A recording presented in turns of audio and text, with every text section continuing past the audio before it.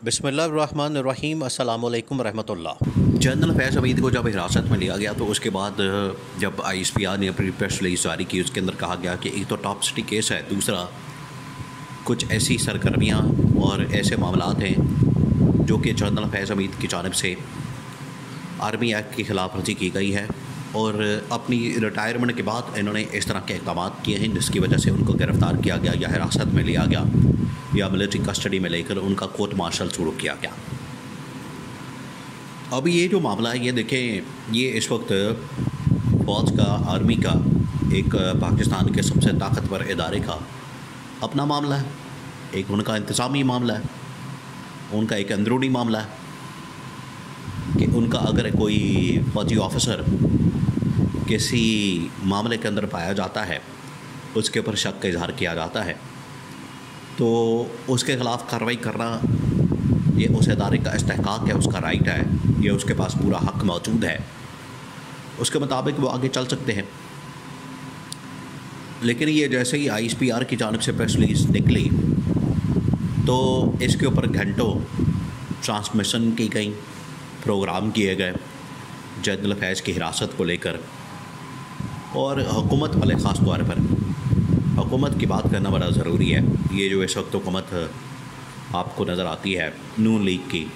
शहबाज शरीफ की, इन्होंने गली महल्लों के अंदर, बाज़ारों के अंदर, टीवी चैनलों के ऊपर, सोशल मीडिया के ऊपर भंगड़े डालना शुरू कर दिया, ढोल बजाना शुरू कर दिया, शोर मचाना शुरू कर दिया कि पकड़े गए जनरल फैज़ पकड़े गए, 9 मई का मास्टरमाइंड पकड़ा गया और 9 मई के किरदार पकड़े गए, 9 मई वाक़या बेनकाब हो गया, 9 मई के ऊपर हाथ पड़ गया और लूटां पै गईं। ये इन्होंने इस तरह का एक बयानिया बनाया। उस वक्त सवाल किया गया कि अगर, और ये इमरान खान से भी पूछा गया, इमरान खान के सामने भी मामला रखा गया कि इन्होंने शोर मचा दिया है कि जनरल फैज़ हमीद ये इसका मास्टरमाइंड है 9 मई वाक़े का। तो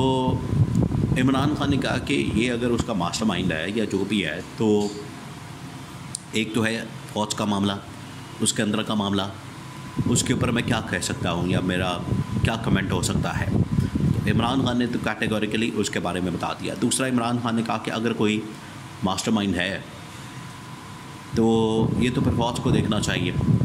और फिर पीटीआई वालों ने कहा कि मास्टरमाइंड अगर वो आदमी है तो फिर हमें किस वजह से आपने इतने अरसे से सूली पर लटकाया हुआ है या टांगा हुआ है, या हमारे ख़िलाफ़ कार्रवाइयाँ हो रही हैं या क्रैकडाउन होता है या हमें पकड़ा जाता है और हमारे ऊपर मुकदमात और केसेस बनाए जाते हैं, तो फिर हमारा क्या कसूर है, हमारा क्या लेना देना है, हमारा इसमें क्या किरदार है, हमारी इसमें क्या ज़िम्मेदारी है, ये इन्होंने कहा। अब जनरल फैज़ हमीद से जो इन्वेस्टिगेट किया गया है, जो तहकीकात की गई है, जो तफ्तीश की गई है, जो बाहर बयानियाँ बना रहे हैं नून लीग वाले असल में बीच में जो अपना लुच तलते हैं, वो कहते हैं कि 9 मई का जो वाक़या है वो जनरल आसिम के ख़िलाफ़ साजिश थी, जनरल आसिम के ख़िलाफ़ बगावत थी, उसकी साजिश थी, उसका तख्ता उलटने की, और फ़ौज के अंदर बगावत थी, और इन्होंने अपनी मर्ज़ी का सेटअप या मर्ज़ी का आर्मी चीफ लगाना चाहते थे। ये था मकसद। ये बकौल शहबाज शरीफ ऑन रिकॉर्ड काबीना के इजलास में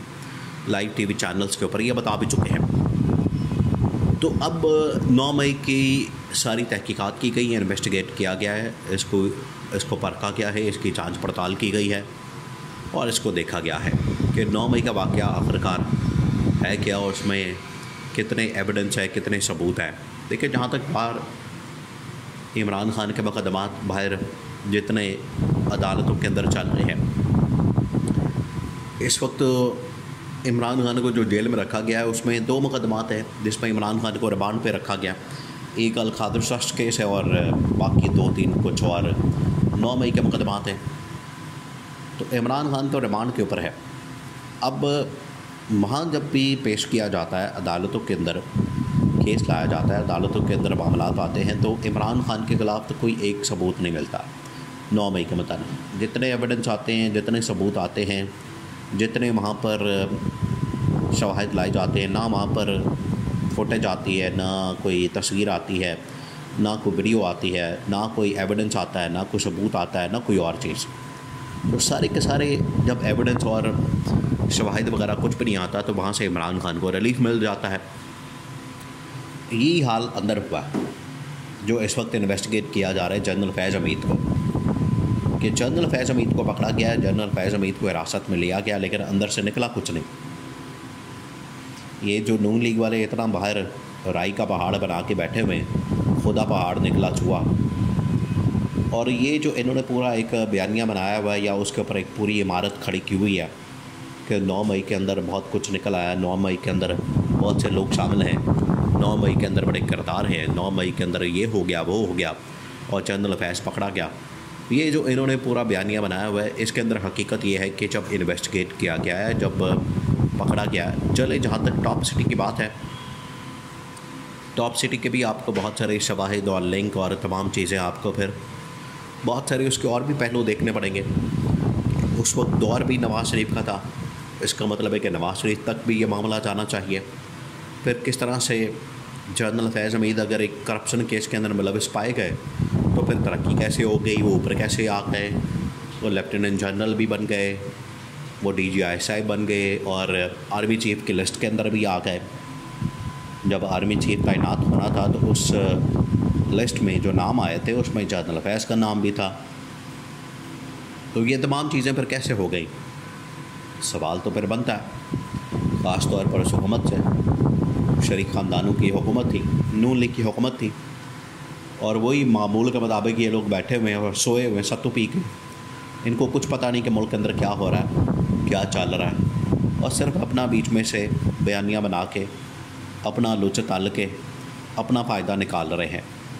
लेकिन हकीकत बिल्कुल उसके बरक्स है। और 9 मई के अंदर कोई ऐसा एविडेंस, सबूत, शवाहिद, अब ये साजिश जो 9 मई की बकौल नून लीग के, जिसका मास्टरमाइंड जनरल फैज़ या इमरान खान है, ये सारी बनाई गई और कहा जा रहा है कि जनरल फैज़ को पकड़ा जाए, गिरफ़्तार किया जाए और 9 मई का ट्रायल किया जाए